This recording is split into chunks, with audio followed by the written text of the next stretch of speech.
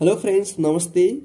आजको भिडियोमा गण्डकी प्रदेश लोकसेवा आयोगले स्थानीय सेवा चौथो तहमा सोधेका सामान्य ज्ञानका प्रश्नहरू लिएर आएको छु। यी प्रश्नहरू अन्य प्रदेशको लोकसेवा आयोग, सुरक्षा निकायका लगायतका अन्य प्रतिस्पर्धात्मक परीक्षाहरूको लागि पनि एकदमै महत्त्वपूर्ण रहेका छन्। साथीहरू, आज गण्डकी प्रदेश लोकसेवा आयोगले सोधेका प्रश्नहरू के कस्ता छन् त तिनीहरूको बारेमा हामी यहाँ छलफल गर्नेछौँ। आज गण्डकी प्रदेशले सोधेका 50वटा प्रश्नहरू के कस्ता छन् त, तिनीहरूको आन्सर के हुनुपर्ने थियो, ती सबै प्रश्नको आन्सर म यहाँ लिएर आएको छु। साथीहरू, सुरु गर्नुभन्दा पहिला यदि तपाईँ यो च्यानलमा नयाँ हुनुहुन्छ र सब्सक्राइब गर्नुभएको छैन भने कृपया यो च्यानल सब्सक्राइब गर्नुहोला र साथमा रहेको बेल आइकनको अलमा पनि क्लिक गर्नुहोला। ओके फ्रेन्ड्स, अब हेरौँ आजका 50वटा प्रश्नहरू के छन् त, तिनीहरूको बारेमा छलफल गरौँ। ओके, सबभन्दा पहिला सुरुको क्वेसन रहेको छ। मैले यी सबै प्रश्नहरू तपाईँको सामाजिक सञ्जालबाट सङ्कलन गरेको हुनाले कुनै प्रश्नमा तलमाथि भएको खण्डमा कमेन्ट नै गर्नुहोला, सुधार गर्ने प्रयास गर्नेछौँ। ओके, सुरुको प्रश्न रहेको छ, लिम्पियाधुरा लिपुलेख समेटेर नेपालले नयाँ नक्सा कहिले सार्वजनिक गर्यो भनेर सोधेको थियो। यसको आन्सर हुन्छ हाम्रो विक्रम सम्वत 2077 जेठ 7 गते। अब सनमा भन्नु पर्दाखेरि चाहिँ सन् 2020 मे 20 चाहिँ नेपालले नयाँ नक्सा सार्वजनिक गरेको थियो। आज सोधेका प्रश्नहरू तपाईँको करिब समसामयिक प्रश्नहरू पनि रहेका थिए। मैले समसामयिक प्रश्नोत्तरहरूको सङ्गालो करिब तपाईँको 50वटा प्रश्नहरूको भिडियो पहिला नै सार्वजनिक गरेको थिएँ। तपाईँले कतिको हेर्नुभएको छ त्यो भिडियो पनि हेर्नुहोला। अनि यो प्रश्नसँग सम्बन्धित अन्य जानकारी भन्नुपर्दाखेरि यो नयाँ नक्सा तपाईँको 2077 जेठ 5 गते मन्त्री परिषदको बैठकले स्वीकृत गरेको थियो। यो अघि चाहिँ भारतले सन् 2019 नोभेम्बर 2 नेपालको उक्त भूभागलाई समेटेर नयाँ नक्सा जारी गरेको थियो। यो सम्बन्धी जानकारी पनि मैले यहाँ के राखेँ। र त्यसपछि तपाईँको 2 नम्बरमा रहेको छ, नेपालमा सर्वप्रथम प्रयोग गरिएको कम्प्युटर कुन हो त? IBM 1401 कहिले प्रयोग गर्यो त? विक्रम सम्वत 2028 सालको जनगणना परियोजनाको लागि प्रयोग गरेको थियो। त्यस्तै अगाडि रहेको छ 3 नम्बरमा, हैजा कुन भाइरसबाट लाग्दछ भनेको थियो। अब सामाजिक सञ्जालमा प्रश्नहरू सङ्कलन गर्दाखेरि यो भाइरस भन्ने शब्द लेख्नु भएको थियो साथीहरूले, तर यो हैजा चाहिँ भाइरसबाट सर्ने होइन, यो चाहिँ तपाईँको विषाणु जीवाणुबाट सर्ने, यो जीवाणुबाट सर्ने भएकाले यहाँनिर जीवाणु हुनुपर्छ। हैजा कुन जीवाणुबाट लाग्दछ है, अर्थात् सर्दछ भनेपछि तपाईँको भिब्रियो कोलेरा भनेको तपाईँको ब्याक्टेरिया हो, अर्थात् यो चाहिँ के हो त, जीवाणु हो। अनि त्यस्तै अगाडि अर्को हेरौँ, माछालाई ताजा राख्नको लागि प्रयोग गरिने रसायन कुन हो भनेको छ। यो माछालाई मात्र होइन, विभिन्न सागसब्जी फलफुलहरूलाई पनि ताजा राख्नको लागि प्रयोग गर्ने रसायन भनेको तपाईँको फर्मालिन भन्ने हुन्छ, त्यो प्रयोग गरिन्छ। त्यस्तै अगाडि हेरौँ, अगाडि अर्कोमा छ, नारायण हिटी दरबारको डिजाइनकर्ता कुन? यसको आन्सर हुन्छ बी फन। त्यस्तै अगाडि पब्जी खेलका निर्माता को हुन् त है, पब्जी खेलका डिजाइनर भन्दा पनि हुन्छ, को हुन् त? Brendan Greenidge. कहिले त? उनले चाहिँ सन् 2017 चाहिँ त्यो गेमलाई लन्च गरेको थियो। त्यस्तै अर्को छ, मदन पुरस्कार 2077 कसले प्रदान गरियो त है, व्यक्तिको नाम भन्नुपर्दाखेरि भगिराज इङनाम। अर्को छ, माथिल्लो तामाकोशी जलविद्युत आयोजना कुन जिल्लामा पर्दछ? यसको आन्सर हुन्छ दोलखा जिल्लामा। त्यस्तै अर्को छ, अन्तर्राष्ट्रिय मानव अधिकार दिवस कहिले मनाइन्छ भनेर सोधेको थियो। यो तपाईँको डिसेम्बर 10 मनाइन्छ। जस्तै बिहारको दुःख भनेर कुन नदीलाई चिनिन्छ भनेर सोधेको थियो। कोशी नदीलाई बिहारको दुःख भनेर चिनिन्छ। अर्को छ, सेमेरु ज्वालामुखी कुन देशमा विस्फोटन भएको थियो? इन्डोनेसिया। कहिले त? सन् 2021 डिसेम्बर 4 अर्को रहेको छ, निजीकरण गरिएको पहिलो संस्थान कुन हो? यसको आन्सर हुन्छ बाँसबारी छाला जुत्ता कारखाना। त्यस्तै नेपालमा कति प्रकारका लालीगुराँस पाइन्छन् भनेर सोधेको थियो। यसको आन्सर हुन्छ 32 प्रकारका। इथियोपियाको पुरानो नाम के हो त? यसको आन्सर हुन्छ अबिसिनिया।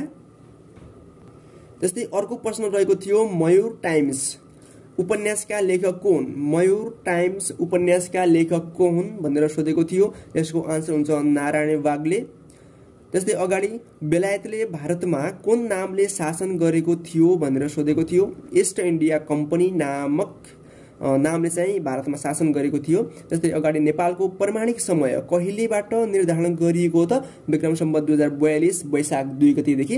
र त्यस्तै 18 नम्बरमा अगाडि छ, वनस्पति सम्बन्धी अध्ययन गर्ने शास्त्र कुन हो त? बोटानी हो। त्यस्तै अर्को प्रश्न रहेको छ, विक्रम सम्वत 2007 सालपछि निर्वाचित पहिलो प्रधानमन्त्री को हुन्? आन्सर हुन्छ बीपी कोइराला। अर्कोमा छ, सार्कमा नपर्ने देश कुन हो त? दिएका अप्सनहरू मध्येमा बर्मा सार्क राष्ट्रमा पर्दैन। त्यस्तै 21औं नम्बरमा गोर्खा राज्यको स्थापना द्रव्य शाहले कहिले गरेका थिए भनेर सोधेको थियो। यसको आन्सर हुन्छ विक्रम सम्वत 1616 मा। त्यस्तै अगाडि अन्तर्राष्ट्रिय मुटु दिवस कहिले पर्दछ भनेर सोधेको थियो। यसको आन्सर हुन्छ सेप्टेम्बर 29 मा। अर्को प्रश्न रहेको छ संयुक्त राष्ट्र संघमा नेपालको पहिलो प्रतिनिधि को हुन्? यसको आन्सर हुन्छ हाम्रो ऋषिकेश शाह स्थायी प्रतिनिधि थिए। 24 नम्बरमा अर्को रहेको छ राष्ट्रिय सहकारी दिवस कहिले मनाइन्छ? चैत्र 20 गते मनाइन्छ। नेपालले कहिलेबाट संयुक्त राष्ट्र संघमा स्थायी प्रतिनिधि पठाउन थालेको हो त? सन् 1956 बाट। अनि तपाईको 1955 मा चाहिँ नेपालले संयुक्त राष्ट्र संघको सदस्यता पाएको थियो। अनि त्यस्तै अगाडि अर्को प्रश्न रहेको छ कफीका लागि प्रसिद्ध जिल्ला कुन हो त? गुल्मी हो। अनि त्यस्तै अगाडि लाइट अफ एसिया भनेर कसलाई चिनिन्छ? गौतम बुद्धलाई चिनिन्छ। त्यस्तै अगाडि हेरौँ अर्को प्रश्न रहेको छ दिइएका मध्ये संवैधानिक निकाय कुन होइन?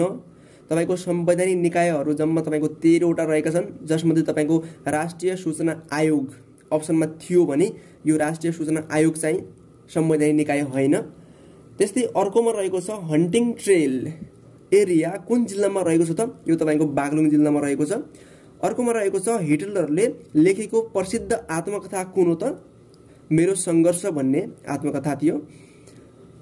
त्यस्तै अर्कोमा रहेको छ 31 नम्बरमा राखेको छु मैले अन्डा दूध चीजमा कुन भिटामिन पाइन्छ भनेर सोधेको थियो। यसको आन्सर हुन्छ तपाईको भिटामिन B2 भिटामिन बी। अप्सनमा भिटामिन बी थियो भने पनि ठिक छ भिटामिन बी।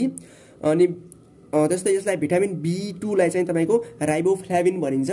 यो याद गर्नु होला राइबोफ्लाभिन। अनि त्यस्तै साथीहरु यी प्रश्नहरु भनेका तपाईको अन्य प्रदेशहरुको परीक्षा लगायतका विभिन्न सुरक्षा निकायहरुको लागि पनि एकदमै महत्त्वपूर्ण रहेका छन्। त्यस्तै अगाडि हेरौं अर्को प्रश्न रहेको छ तपाईको कार्ल मार्क्सको जन्म कहिले भएको थियो? सन् 1818 मा भएको थियो। त्यस्तै अर्कोमा रहेको छ नक्कली डाक्टर छानबिनको लागि नेपाल प्रहरीले चलाएको अपरेसनलाई के नाम दिएको छ त? के नाम हो त? क्वाक अपरेसन भनेर चिनिन्छ उक्त अपरेसनलाई। त्यस्तै अर्को प्रश्न रहेको थियो औद्योगिक क्रान्तिको सुरुवात कहाँबाट भएको थियो भनेर सोधेको थियो। यसको आन्सर हुन्छ बेलायतबाट। त्यस्तै अर्को रहेको छ फ्रान्सको राज्य क्रान्ति हुँदा त्यहाँका राजा को थिए? लुइस 16औं थिए। त्यस्तै अर्को किराँत धर्मावलम्बीहरूको धार्मिक पुस्तक कुन हो भनेर सोधेको थियो। यसको आन्सर हुन्छ मुन्धुम। अब किराँत भन्ने बित्तिकै तपाईको राई जातिहरूको पनि के हुन्छ त? मुन्धुम नै हुन्छ, त्यसमा कन्फ्युज नहुनु होला। अनि त्यस्तै 37 नम्बरमा रहेको छ महाप्रभा कुन नदीको पौराणिक नाम हो त? अरुण नदीको पौराणिक नाम हो महाप्रभा। त्यस्तै 38 नम्बरमा रहेको छ विश्वमै गहिरो गल्छी कालीगण्डकी गल्छी कति गहिरो रहेको छ त? 6967 मिटर अर्थात 6967 मिटर गहिरो रहेको छ। त्यस्तै 39औं नम्बरमा रहेको छ तेल हालेर माटोको भाँडो बनाउने विधिलाई के भनिन्छ भनेर सोधेको थियो। यसको आन्सर हुन्छ टेराकोटा। त्यस्तै 40औं नम्बरमा रहेको छ सेतो धरती उपन्यासका लेखक को हुन् भनेर सोधेको थियो। यसको आन्सर हुन्छ तपाईको अमर न्यौपाने। त्यस्तै अगाडि राष्ट्रिय आविष्कार केन्द्रका संस्थापक को हुन् त? महावीर फोन हुन्। त्यस्तै अर्को नम्बरमा रहेको छ इन्सुलिन कुन रोगसँग सम्बन्धित छ भनेर सोधेको छ। यसको आन्सर हुन्छ मधुमेह। र अर्कोमा रहेको छ डाइनामाइटका आविष्कारक को हुन् त? Alfred Bernhard Nobel. उनको पूरा नाम हो अल्फ्रेड नोबेल चाहिँ यसको सही आन्सर हुन्छ। त्यस्तै अर्को रहेको छ फोटो सहितको मतदाता नामावली कसले संकलन गर्दछ त? यसको आन्सर हुन्छ तपाईको जिल्ला प्रशासन कार्यालयले। अनि त्यस्तै अगाडि हेरौं कार्य र सामर्थ्यको एसआई युनिट के हो त? कार्यको एसआई युनिट भनेको तपाईको जुल हो र सामर्थ्यको भनेको वाट हो। अनि अर्को छ गण्डकी प्रदेशको प्रतिनिधि सभाको निर्वाचन क्षेत्र कतिवटा छन्? गण्डकी प्रदेशको प्रतिनिधि सभा भनेको छ यहाँनिर प्रदेश सभा र प्रतिनिधि सभा गरेर दुईटा सभा हुने भए। साथीहरु मैले अहिले चाहिँ आन्सरहरु संकलन गर्दाखेरि चाहिँ यसको आन्सर भेट्न सकेको छैन हैन। तपाईले चाहिँ कुन आन्सर लेख्नु भएको छ, के लेख्नु भएको छ त्यो तपाई कमेन्ट गर्नु होला र म आन्सर खोजेपछि चाहिँ तपाईको कमेन्टमा आन्सर राख्ने प्रयास गर्नेछु।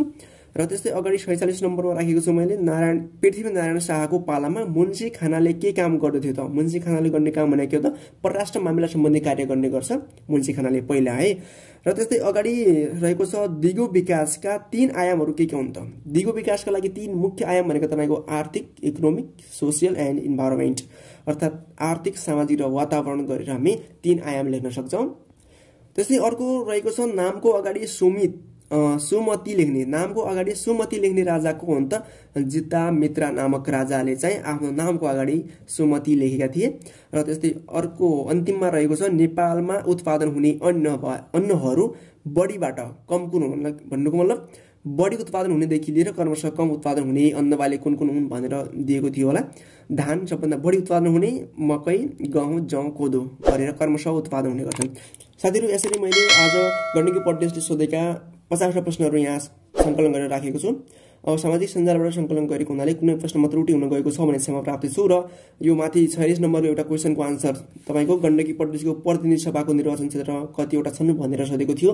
यसको आन्सर मैले अहिले भर्खर भेट्टाउन सकेको छैन। अब भेट्टाएपछि म तपाईलाई आन्सर बताउने वा कमेन्ट गर्ने प्रयास गर्नु होला तपाई पनि।